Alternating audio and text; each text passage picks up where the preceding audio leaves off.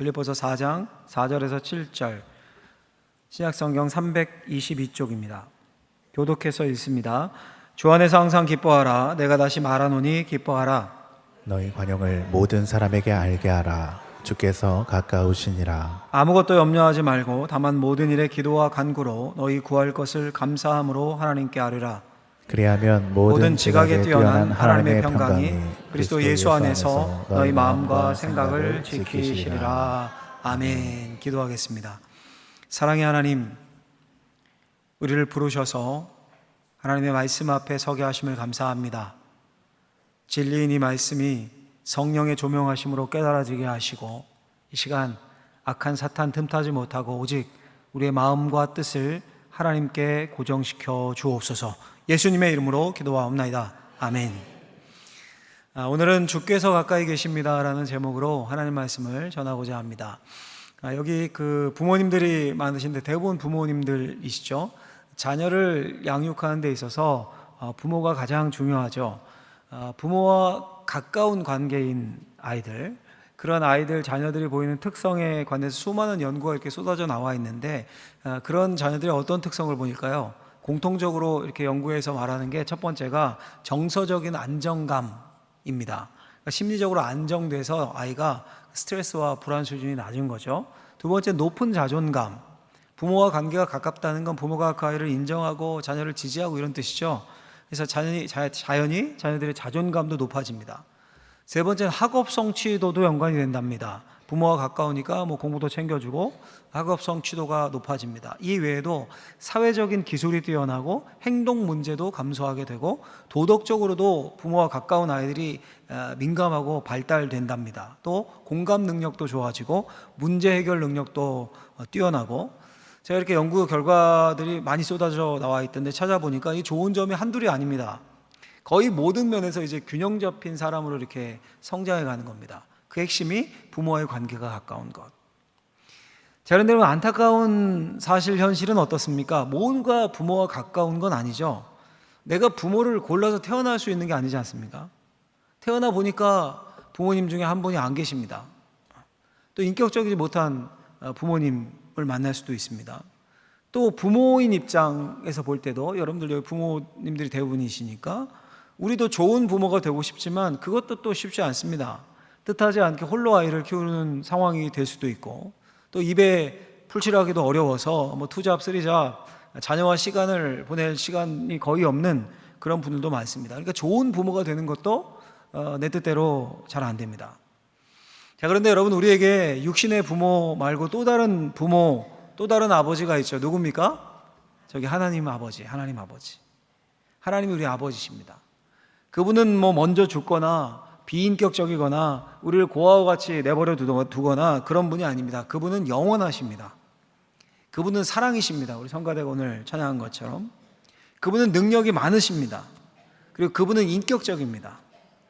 결정적으로 그분은 우리와 함께 계십니다. 영원히 계시고 아무리 능력이 많고 사랑이 많아도 우리와 멀리 떨어져 있으면, 우리와 관계를 가까이 하지 않으시면 아무 의미가 없고 소용이 없죠. 근데 그분은 우리와 함께 하십니다. 창세기에 보면 야곱이라는 인물이 나옵니다. 이제 형의 장자권을, 당시는 고대 사회에서는 장자권이 굉장히 중요한 거였는데 그걸 빼앗아서 형이 막 노발대발하고 죽이겠다고 하고 집안 풍비박산 내고 도망을 합니다. 근데 도주하던 길에, 광야길에 밤이 된 겁니다. 짐승의 울음소리 들렸겠죠. 외로움 가운데 돌 하나 어디서 주워서 딱딱한 베개로 삼고 간신히 잠을 청하고 청해서 잠이 듭니다. 근데 꿈에 하나님을 만납니다. 화들짝 놀라 깨어서 야곱이 뭐라고 고백하냐면 이렇게 고백합니다. 여호와께서 과연 여기 계시거늘 내가 알지 못하였도다. 그렇게 고백하고 그곳을 베델, 하나님의 집이다 라고 이름을 붙입니다. 자, 그럼 여기서 한번 질문을 한번 해볼까요? 하나님이 그 광야 돌베고 베고 잤던 그 베델, 거기에만 계셨겠습니까? 아니죠. 늘 야곱과 함께 계셨는데 야곱이 알지 못했습니다. 그리고 비로소 거기서 하나님이 가까이 계신 것을 느낀 겁니다. 시편에 보면 이런 구절이 있습니다. 시편 119편 151절인데 여호와여 주께서 가까이 계시오니 주의 모든 계명들은 진리니이다. 하나님 멀리 계시다고 합니까 지금? 가까이 계시오니, 가까이 계신 하나님입니다. 이 구약에 가까이 계신 하나님이 폭발하듯이 확 나타나는 것이 무엇이냐 하면 신약으로 오면 성육신입니다. 예수 그리스도. 예수님이 하셨던 첫 번째 일은 뭡니까? 그 가까이 계신 하나님, 하나님이 어떤 분인지를 보여주신 겁니다. 하나님이 직접 이 땅에 오셨습니다. 임마누엘, 그분이 우리와 함께 하십니다. 여러분, 함께 한다는 건 가까이 있다는 의미죠. 멀리 있는데 함께 할 수 없지 않습니까?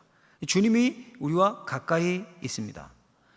여러분, 오늘 우리가 빌립보서의 결론 부분 마지막 장의 일부를 읽었는데요, 빌립보서는 바울이 로마 감옥에서 쓴 편지입니다. 그래서 옥중에서 썼다 해서 옥중서신이라고 불리는데, 바울이 특별히 빌립보 교회를 사랑했습니다. 왜냐하면 일단 빌립보 교회가 세워진 게 굉장히 극적이었습니다. 소아시아, 이제 지금의 튀르키예 지역 넓잖아요. 튀르키예가. 거기를 바울이 전도를 하면서 어디로 가야 할지 막 갈 바를 알지 못하고 왔다 갔다 하고 있는데, 한밤중에 마게도냐 사람이 나타나서, 지금 유럽이에요. 마게도냐 사람이 나타나서 말합니다. 건너와서 우리를 도우라. 바다 건너와서 우리를 도와라. 그래서 그 지중해를 건너서 지금의 이제 그리스 땅으로 넘어갑니다. 터키, 튀르키예에서 지중해 넘으면 바로 그리스거든요. 그래서 유럽 최초로 세워진 교회가 바로 빌립보 교회입니다. 게다가 그 빌립보 교회가 끝까지 바울을 후원했습니다. 바울이 선교사였지 않습니까? 선교원금을 계속 보냈고, 담임 목사인 에아보로 디도까지 와서 바울을 돕고는 했습니다. 그러니 빌립보 교회는 바울이 특별히 사랑하고 마음이 가는 교회였습니다. 그 교회에 편지를 쓰면서 바울이 마지막 결론으로 한 말이 오늘 4장인데, 당연히 가장 중요한 권면을 마지막에 담았겠죠. 그 권면 중에서 기둥과 같은 말씀, 기둥이 되는 말씀이 5절에 나오는데, 5절 하반절에 보면 이렇게 되어 있습니다. 주께서 가까우시니라. 주께서 가까우시니라. 이걸 개역거정 번역이 아닌 우리말 성경 버전으로 보면 주께서 가까이 계십니다, 이 뜻입니다. 영어로 보니까 쉬운 단어만 있죠. 확 다가오시죠. The Lord is near. 근처에, 가깝게 계신다, 이 말이죠. 여러분, 왜 그 길거리에서 닭꼬치 같은 거 사 먹으면 긴 막대기 이렇게 고정해서 주지 않습니까? 그래서 이제 막대기 붙잡고 빼먹는 거 아닙니까? 하나씩 하나씩. 오늘 본문을 이렇게 꽉 붙잡고 있는 그 긴 막대기 중심에 해당하는 게 바로 이겁니다. 주께서 가까이 계십니다. The Lord is near. 근처에 있습니다, 이 말씀이에요. 여러분, 이 말씀은 1차적으로는요 주님의 재림에 관련된 말씀입니다. 그러니까 주님이 곧 다시 오실 것이라는 거죠. 그걸 기대해라, 그렇게 살아라. 근데 이 말씀이 꼭 주님의 재림에 관한 것이고, 역사의 끝자락, 인류 종말의 때 주님이 재림하신다, 뭐 이렇게만 생각할 필요는 없을 듯합니다. 물론 역사의 종말에 주님이 다시 오시는 것 맞아요. 이게 재림이고 우리가 재림신앙으로 살아야 합니다. 그런데 그 주님이 매일 우리의 삶에도 찾아오십니다. 매일 우리의 예배 가운데 오십니다. 그걸 뭐라고 표현합니까? 임재라고 표현하죠. 임재. 그러니까 주님이 다시 오심을 기다리면서 매일매일 주님의 임재 가운데 주님과 동행하는 삶을 사는 겁니다. 주님이 멀리 계신 분이 아니라 가까이 계신 주님과 함께하는 겁니다. 주님이 시간을 뚫고 이 땅에 가져오신 그 하나님 나라의 복음을 누리는 삶을 사는 겁니다. 자, 여러분, 그러면 궁금해지죠. 뭐가 궁금해지냐 하면, 제가 설교 서두에서 부모와 가까운 아이들이 보이는 특성을 말씀드렸습니다. 첫째, 둘째, 셋째, 이런 특성을 보인다. 그것처럼 주께서 가까이 계심을 느끼며 주님과 가까이 관계하는 사람들도 보이는 특성이 있습니다. 그렇겠죠, 당연히. 그 특성을 살펴보면 지금 여러분들, 저나 여러분들이 내가 지금 주님과 동행하며 살고 있는 건지, 예배당에 나와 있는데 그냥 왔다 갔다 하는 건지, 아니면 진짜 주님과 가까운지, 이걸 점검해 볼 수 있습니다. 이렇게 세 가지로 제가 정리를 했는데, 보시면서 한번 자신의 대입을 해보십시오. 내가 진짜 주님과 가까운지, 이 세 가지 특성이 나타나는지. 첫 번째는 같이 한번 화면을 보고 읽어보겠습니다. 주께서 가까이 계시면 기쁨이 생깁니다. 뭐가 생긴다고요? 기쁨입니다. 빌립보서의 별명이 기쁨의 복음, 희락의 복음입니다. 빌립보서가 총 4장 104구절 짧은 편지죠. 그런데 기뻐하라는 말이 16번이 나옵니다. 그러니까 단순히 기계적으로 계산하면 한 장당 4번꼴로 나오는 거죠. 그러니 빌립보서가 이 기쁨을 중심으로 엮여져 있다 해도 과언이 아닙니다. C.S. 루이스라는 금세기 최고의 이제 변증학자라고 불리는 개신교 변증학자가 이런 말을 했습니다. 이렇게 말해요. 기쁨은 부산물입니다. 기쁨이 존재한다는 사실은 당신이 그것이 아닌 무엇을 원하고 있다는 것을 전제로 합니다. 이게 무슨 말일까요? 이런 거예요. 정말 배가 너무 고픈 겁니다. 배가 너무 고픈데 뭐 어디 갈 시간도 없고 시켜 먹고 이것도 시간 걸리고 하니까 가장 빠른 게 뭡니까? 라면. 급하게 끓여서 김이 막 모락모락 나는데 크게 한 젓가락 탁 입에 넣었을 때, 야, 그때 소갈비 뜯는 것 안 부럽죠? 기쁨 충만이에요.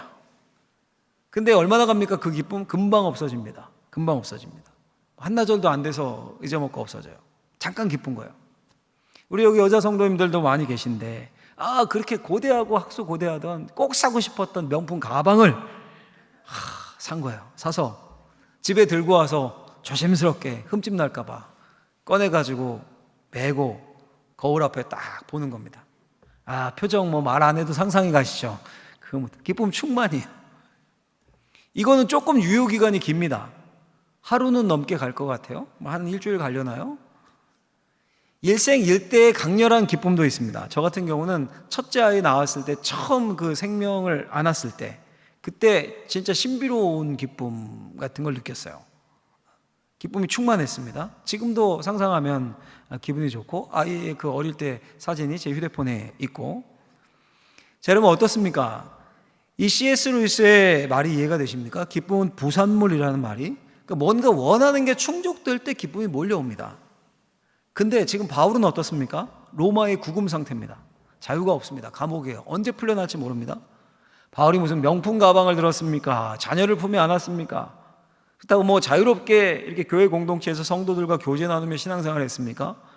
감옥에서 지금 빌립보 교회를 생각하면서 편지를 쓰고 있습니다. 근데 1장부터 뭐라고 하냐면 나는 기뻐하고 또한 기뻐하리라. 2장에서 나처럼 너희도 기뻐하고 나와 함께 기뻐하라. 3장에서 끝으로 나의 형제들아 주 안에서 기뻐하라. 4장에서 편지를 마무리하면서 쐐기를 박습니다. 이 구절 한번 읽어볼까요? 같이 4절 말씀 있습니다. 시작.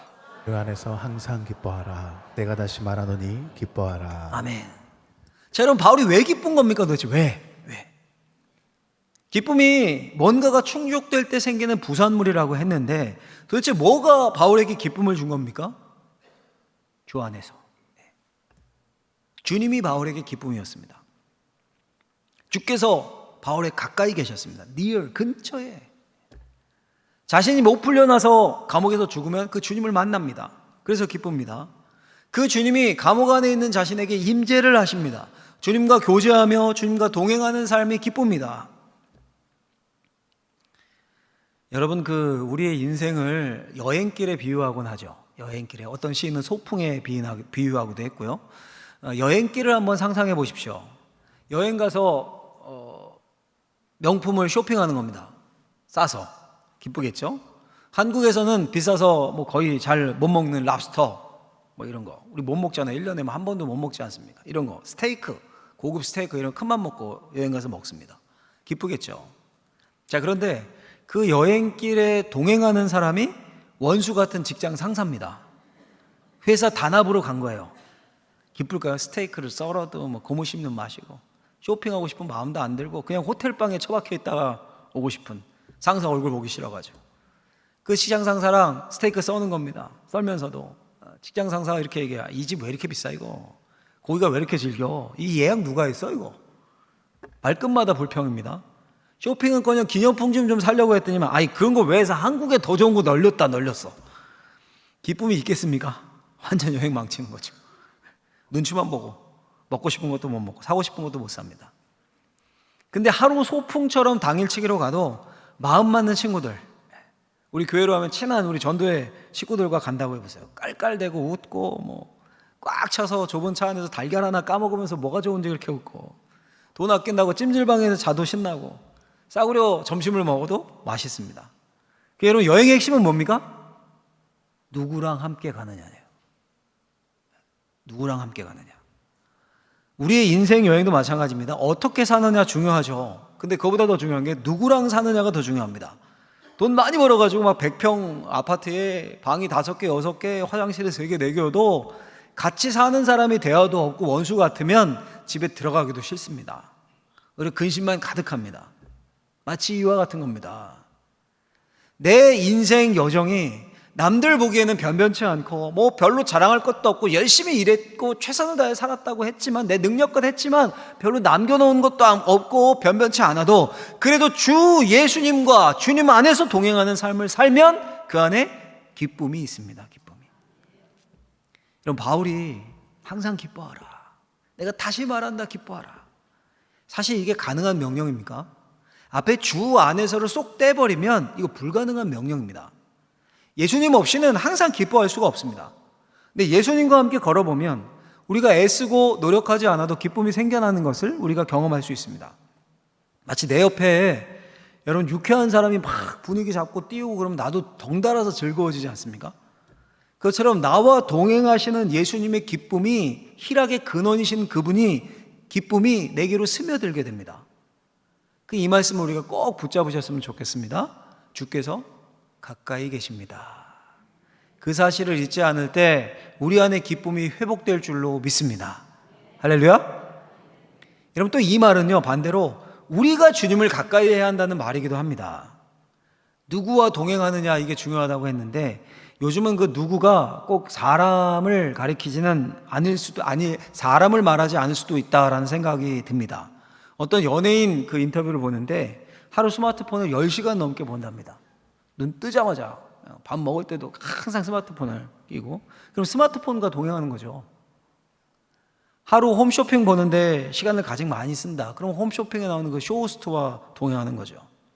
그러면서 주님이 가까이 계시기를 원하면 되겠습니까? 자기는 자꾸 멀리 달아나는데요. 그래서 야고보서에 보면 이런 말씀이 나옵니다. 야고보서 4장 8절 말씀에 보면 하나님을 가까이 하라, 그리하면 너희를 가까이 하시리라. 그러니까 쌍방이라는 겁니다. 쌍방. 누군가 자꾸 달아나면 가까워질 수가 없습니다. 주님은 가까이 계시는데 우리가 달아나면 가까이 계신 걸 느낄 수가 없어요. The Lord is near. 주님이 가까이 계셔요. 근처에, near. 근데 우리가 달아나면 못 느끼는 겁니다. 그리고 우리 어떻게 해야 합니까? 우리 역시 주님께 가까이 가야 되는 겁니다. 그때 손뼉이 마주쳐서 소리가 나듯이 우리 영혼에 울림이 생기고 우리 안에 큰 기쁨이 생깁니다. 우리가 주 안에서 항상 기뻐하며 살 수 있습니다.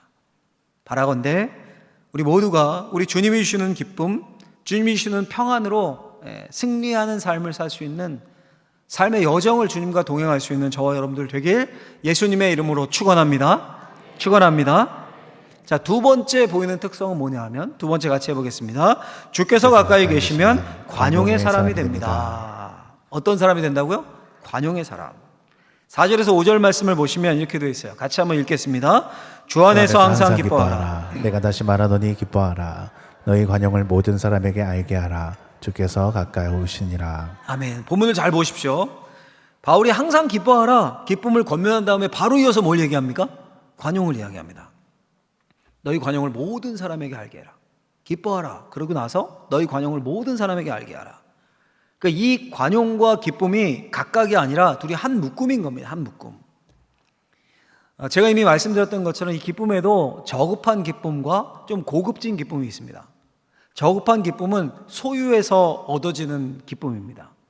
이 유통기한이 짧습니다. 예를 들어 새 차를 삽니다. 기쁘죠. 좋죠. 굉장히 좋죠. 근데 그 기쁨이 얼마나 갑니까? 한 달 갈려나요? 한 몇 달 갑니까? 한 달 가기도 전에 누가 옆을 쫙 긁어놨어요. 금방 기쁨이 짜증이 됩니다. 이 저급한 기쁨이에요. 저급한 기쁨. 그러면 고급 기쁨은 뭘까요? 좀 고급진 기쁨은 관계에서 오는 기쁨입니다. 관계에서. 제가 말씀드렸던 것처럼 첫 아이를 제가 품에 안았을 때 그 신비로움과 그 느낀 기쁨을 아직도 기억을 합니다. 그 사진을 보면 입이 이렇게 올라가요. 근데 그 첫 아이와의 기쁨이 이젠 끝났을까요? 여전히 제 아이는 제게 기쁨이고 눈에 넣어도 안 아플 정도의 사랑이고 즐거움입니다. 물론 둘째도 마찬가지입니다. 아마 죽을 때까지 제 자녀들은 제 소중한 기쁨일 겁니다. 이게 관계로 인한 기쁨이에요. 한 예를 들어 드린 거지만, 여러분, 너의 관용을 모든 사람에게 알게 하라는 말씀은 그 관용으로 기쁨의 관계를 만들라는 겁니다.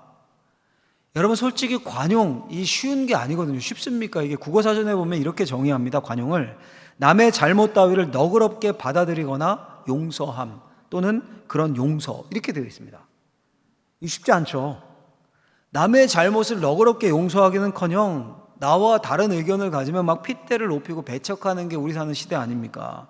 나와 다르면 인정 안 합니다. 네 편, 내 편 딱 편가르기 위해서 적대시해야 막 공격해야 직성이 풀립니다. 근데 이 관용은 나 자신에게는 엄격한데 타인에게는 너그러운 겁니다. 근데 저를 포함해서 우리는 반대잖아요. 반대의 성향을 보이지 않습니까? 나한테는 한없이 너그러워요. 나한테는. 근데 타인에게는 한없이 엄격합니다. 자신이 늦으면 아우 차가 막혀서 버스가 늦게 와서 그래 할 말이 많아요. 근데 남이 모임이 늦게 오는 거야. 10분 늦으면 저 인간 게을러서 맨날 늦고. 이게 우리 모습 아닙니까 여러분? 자, 그런데 여러분 놀라운 사실은요, 이렇게 관용이 사라질 때 뭐가 사라지냐면 기쁨도 동시에 사라집니다. 동시에. 그렇죠? 모임을 하는데 늦는 거야. 한 명이 10분 15분 후에 왔어요. 그래서 막 짜증이 난 거예요. 기다리다가 부글부글 하면서 저 인간 게을렀어. 입으로는 못하고 속으로 저 인간 게을렀어. 맨날 늦어. 이런 불평과 짜증과 함께 기쁨이 같이 공존할 수 있습니까? 없잖아요. 없죠. 그러니 기쁨의 사람은 곧 관용의 사람입니다. 기쁨은 너그러움에서 옵니다. 그럼 어떻게 너그러울 수 있겠습니까? 주께서 가까우시니라. 관용은 곧 주님이 오신다라는 재림신앙에서, 또 주님이 매일매일 내 삶에 임재하셔서 나를 보고 계신다라는 코람데오, 주님과 동행하는 삶에서 옵니다. 여러분 생각해 보십시오. 예수님이 곧 오신다는 그 재림신앙의 바탕에서 매일매일 주님의 임재 안에서 살아가는 사람인데 마음이 막 간장종지만큼 요만하겠습니까? 아니면 마음이 넓어서 관용의 사람이 되겠습니까? 말 하나 많아죠. 재림신앙, 주님의 임재신앙은 우리 마음을 부드럽게 하고 여유롭게 하고 집착해서 자유롭게 합니다. 어차피 주님 앞에 갈 인생인데 어차피 죽으면 10원 한 장 못 가지고 가는 인생인데 어차피 주님이 오늘 밤에 나 불러가시면 이 쌓아놓은 거 다 누구게 되겠는가. 그러니 여유로운 사람, 관용의 사람이 됩니다. 스티브 잡스라고 아시죠? 애플이라는 회사의 창업자, 지금 스마트폰 생태계를 만들었던 천재죠. 스티브 잡스가 2005년 미국 명문대학이죠. 스탠퍼드 대학의 졸업식에서 연설을 합니다. 강사로 초청받아서. 거의 20년 전이잖아요. 2005년이면. 근데 지금도 명연설로 유명한데 자신의 삶을 바탕으로 해서 자신의 삶의 경험을 3가지 이야기로 나누었는데, 첫 번째는 무슨 이야기를 했냐면 자신이 대학에서 중퇴한 이야기. 대학을 졸업 못했거든요. 두 번째는 애플에서 해고된 후의 삶. 창업을 애플에서 했는데 중간에 해고된 적이 있었습니다. 셋째는 암 진단을 받고 살았던 그 경험 이야기. 결국 오랜 기간 췌장암으로 투병하다가 세상을 떠났죠. 근데 그 졸업식 연설에서 이런 유명한 말을 남깁니다. 이런 말을 해요. 오늘이 내 인생의 마지막 날이라면 지금 하려고 하는 일을 할 것인가? 이제 대학문을 나가 사회로 나가는 대학생들에게 인생의 마지막 날이면 네가 하고 싶으니 지금 그걸 하겠냐, 이렇게 도전을 하는 거죠. 꿈을 잃지 말고 계속 도전하라, 이런 의미인데, 이 스티브 잡스의 의도와는 다르지만 이 질문이 오늘 우리 그리스도인들에게도 정말 적실한 질문이다라는 생각이 듭니다. 오늘이 내 인생의 마지막 날이라면 내일 죽어 주님 품에 안깁니다. 그럼 여러분 남은 시간을 어떻게 사시겠습니까? 지금처럼 용서하지 못하고 미워하고 별거 아닌 일로 짜증내고 분노하며 사시겠습니까? 아니면 너그럽게 관용하며 마음에 맺힌 모든 원한을 푸시겠습니까? 당연히 후자죠. 후자. 사도 바울이, 빌립보서를 쓴 사도 바울이 고린도전서에서 이렇게 고백합니다. 나는 날마다 죽노라. 나는 날마다 죽노라. 매일매일 내일이 없는 사람처럼 자기 자신에게 스스로 사형 선고를 내리는 겁니다. 나는 날마다 죽노라. 그리고 하루하루를 마지막처럼 삽니다. 그러니 누굴 미워하고 용서하지 못할 사람이 어디 있고 관용을 베푸지 못한 사람이 어디 있었겠습니까? 여러분, 우리의 모범이신 예수님도 마지막 십자가에 매달려 숨을 헐떡이며 죽으시는 그 순간에도 뭐라고 하십니까? 이렇게 말씀하잖아요. 아버지, 저들을 사하여 주옵소서. 자기들이 하는 것을 알지 못함이니이다. 스데반 집사님도 마지막 죽음으로 앞두고 뭐라고 고백합니까? 주여, 이 죄를 그들에게 돌리지 마옵소서. 똑같죠, 다. 바울도, 예수님도, 스데반 집사님도. 그러니 주께서 가까우시니라. 재림신앙으로 사는 사람들, 하나님 나라에 가까이 도착한 사람들은 마땅히 관용합니다.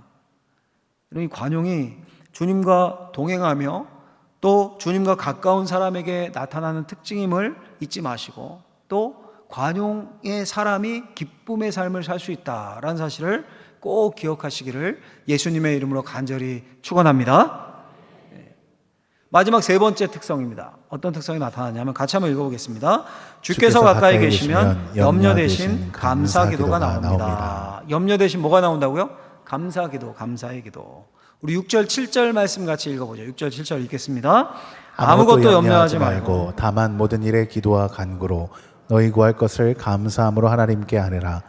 그리하면 모든 지각에 뛰어난 하나님의 평강이 그리스도 예수 안에서 너희 마음과 생각을 지키시리라. 아멘. 유명한 말씀이죠. 제가 참 좋아하는 구절 중 하나인데, 예전에 저는 학력고사 세대예요.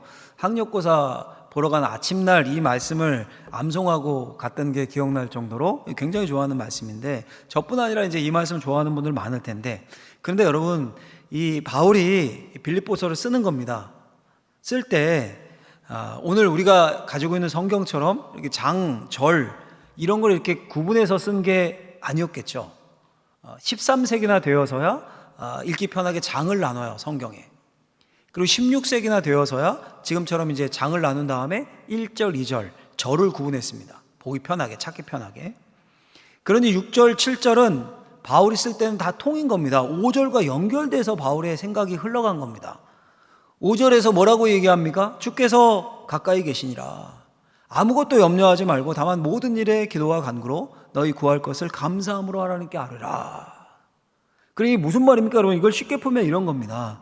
주님이 내 곁에 계신다는 사실을 기억하고 모든 일에 아무것도 염려하지 말고 그저 감사함으로 가까이 계신 주님께 내 필요를 아뢰기만 해라. 그러면 모든 걸 이미 아시는 하나님께서 가까이 계신 그 예수님을 통해서 내 마음과 생각에 평강이 넘칠 수 있게, 안심할 수 있게 해주실 것이다, 이 말이에요. 그러니까 핵심은 주님이 우리와 가까이 계신다는 겁니다. 그 주님이 우리의 모든 형편을 아십니다. 시편 기자의 고백처럼 우리 앉고 일어섬을 아시고 내 생각을 밝히십니다. 우리 머리털까지도 세실 정도로 우리를 챙기십니다. 가까이 계신 주님께서 우리를 지켜주십니다. 그러니 언제 어디서 어떻게 근심이 들어올 여지가 있겠습니까? 여러분, 이 찬송가 아시죠? 주 안에 있는 나에게 딴 근심이 있으랴. 370장입니다. 주 안에 있으니 무슨 근심이 있습니까? 후렴 더 좋아요. 주님을 찬송하면서 할렐루야 할렐루야. 평소엔 조금 더 잘하는데 지금 목이 잠겨가지고 주님 안에 있으니까 근심도 없고 찬송 할렐루야. 주님을 찬송하면서 룰루랄라 막 좋은 일만 생기고 주님이 막 복 주시고 하는 일마다 잘 되고, 그래서 할렐루야 할렐루야 찬송만 나오고, 그런 가사인 것 같은데 실상은 그런 찬송이 아닙니다. 이 찬송시를 지은 분이 엘리자 휴잇이라는 분인데 이제 고등학교 교사였습니다. 근데 이제 상담하잖아요. 고등학교 교사니까 문제아를 상담하다가 이 아이가 확 이렇게 해서 폭행을 당해요. 그 아이에게. 척추를 심하게 다쳐서 평생 장애인으로 살게 됩니다. 청천벽력 아닙니까? 여러분 같으면 어떠시겠습니까? 교사였고 교회에서도 신앙이었어요. 신앙이 좋은, 열심히 봉사했던 신앙인이었습니다. 근데 그런 일을 인생 망친 거죠. 그래서 원망과 불평에 막 마음이 황폐해집니다. 그러다가 병실에서 한 흑인 청소부가 찬양하면서 막 병실을 청소하는 것을 보게 돼요. 그리고 그 흑인 청소부를 통해서 주님이 가까이 계심을 보게 됩니다. 주께서 가까이 계시니라. 주님과 함께하는 삶, 주님의 사랑을 깨닫게 됩니다. 그러자 근심, 불평, 그 고등학생에 대한 미움이 사라집니다. 주 안에 있는 나에게 딴 근심이 있으랴. 근심 대신 찬양이 나옵니다. 가까이 계신 주님이 그 휴잇을 기쁨과 관용의 사람으로 바꾸신 겁니다. 여러분, 우리 주님이 저 하늘 어디인가, 하늘 보좌에 앉아 계시다가 마지막 날에 우리에게 오시는 분으로만 생각을 합니다. 그러니 지금 이곳에 주님이 나와 가까이 계신다는 사실을 잊습니다. 물론 마지막 날 하늘 보좌에 계신 주님이 재림하시고 우리가 그때 죽지 않고 살아있다면 눈으로 볼 것입니다. 근데 지금도 주님은 우리와 영으로 함께 하십니다. 또 다른 보혜사 주님의 영인 성령께서 우리 가운데 계십니다. 늘 함께 늘 가까이 계십니다. 근데 우리가 주님을 멀게 느껴요. 멀게. 주님 목사님께 혹은 신앙 좋은 장로님 특별한 권사님께 가까이 계시는 것 같고 나한테는 막 거리를 두시는 것 같이 느껴집니다. 왜 그런 느낌이 들까요? 주님이 가까이 계시면 전혀 느껴지지 않아요. 왜 그럴까요, 여러분? 주님이 가까이 계시는데 그 주님과 아직 친밀하지 않은 겁니다. 친밀하지 않은 거예요. 여러분, 저와 친밀해지려면 뭘 하면 될까요? 자꾸 저를 만나서 대화를 하면 됩니다. 그렇죠? 밥 먹고 대화하고. 그 방법 말고 친해질 수 있는 방법이 있습니까? 그 방법 말고는 친해질 수 있는 방법이 없습니다. 만나지 않는데 어떻게 친해집니까? 서로 대화하지 않는데 어떻게 친해질 수 있습니까? 주님과도 마찬가지입니다. 너희 구할 것을 감사함으로 하나님께 아뢰라. 가까이 계신 주님과 대화하라는 겁니다. 대화해라. 주님이 가까이 계시기에 당연히 듣고 계시니까 아뢰라, 대화해라. 그분은 들을 뿐 아니라 그것을 해결할 능력도 있는 분이셔요. 그리고 주님이 가까이 계심을 느끼고 믿는 사람은 당연히 뭐 하겠습니까? 기도하는 거예요. 기도. 대화합니다. 또 감사 기도입니다. 감사 기도. 여러분, 이 빌립보서를 쓰고 있는 바울의 인생을 한번 생각해 보십시오. 이제 말씀을 마무리하겠습니다. 두 번째로 로마에서 감옥에 갇혔다가 구금되었다 풀려났다가 또 감옥에 갇힙니다. 두 번째 투옥된 로마 감옥에서 그때는 죽음을 직감해요. 주님께 가겠구나. 그리고 사랑하는 아들 디모데에게 마지막으로 편지를 씁니다. 그게 이제 디모데 후서인데 요즘 이제 주일 새벽에 디모데 전서 받고 이제 다음 주부터 디모데 후서를 볼 텐데 그 디모데 후서 끝에 정말 가슴 시린 고백을 합니다. 상상을 동원해서 읽으면 진짜 가슴이 시려요. 정말 주께 충성했던 바울 아닙니까? 모든 거 다 분토와 같이 여기고 그렇게 주의 복음을 위해 헌신했던 바울인데 그 바울의 마지막 말년 바울이 이렇게 고백해요. 디모데후서 4장 10절 말씀을 보면 같이 한번 보시면 읽어볼까요? 있습니다. 대만은 이 세상을 사랑하여 나를 버리고 데살로니가로 갔고 그레스게는 갈라디아로 디도는 달마디아로 갔고. 여러분, 함께 동역했던 동료 중에 자신을 버리고 배신하고 떠난 사람도 있고 또 다른 사역이나 여러 일들로 지금 전부 자기 곁에 없다는 겁니다. 바울이 죽을 때가 되니까 배신자도 나온 겁니다. 저 같으면 서운해서 일을 갈 것 같아요. 디모데에게 편지 쓰면서 막 신세한탄하고 원망하고 야 대마가 어떻게 그럴 수가 있냐. 근데 그렇게 저주합니까 바울이? 오히려 그 반대입니다. 어떻게 그럴 수 있을까요? 바울에겐 끝까지 함께하는 분이 있었어요. 끝까지. 그분이 누굽니까? 바로 주님이에요. 주님. 마지막에 이렇게 고백해요. 디모데후서 마지막에 4장 17절에 주께서 내 곁에 서서 나에게 힘을 주시면 모두가 다 떠나도 주님이 바울 곁에 서셔서 힘을 주셨습니다. 모두가 다 떠난 이제 죽음을 앞두고 꼴깍꼴깍 의식도 없고 눈만 껌뻑껌뻑하고 귀만 살아있는 그때 누가 내 곁에 있는지 보이지도 않는 그때에 누군 계신 거예요? 주님은 곁에 서셔서 마지막 가는 길 인생 품에 안고 죽음의 문턱을 넘어 저 하늘로 우리를 인도해 들이시는 겁니다. 바울이 그 고백이에요. 주께서 내 곁에 서셔서 내게 힘을 주셨다. 모두가 다 떠나도 예수님이 바울 곁에서 힘을 주셨습니다. 염려 대신에 감사 기도를 하게 하셨습니다. 그 주님이 바울만의 주님입니까? 우리와 가까이 계십니다. 세상 끝날까지 우리와 함께 하십니다. 그래서 우리는 기뻐할 수 있고 우리는 관용할 수 있습니다. 간절히 바라건대 오늘 말씀을 잘 기억하시고 끝까지 주님과 동행하는, 정말 내가 주님과 가깝다면 이 세 가지 특성이 나타나야 되는데 늘 자신을 돌아보면서 주님과 동행하는 기쁨을 누리고 너그러운 관용의 사람이 되고 불평과 근심 대신 주께서 가까이 계시고 곁에 계시기에 감사 기도를 언제든지 주께 아뢰 수 있는, 그래서 행복한 인생 되시길 예수님의 이름으로 축원합니다.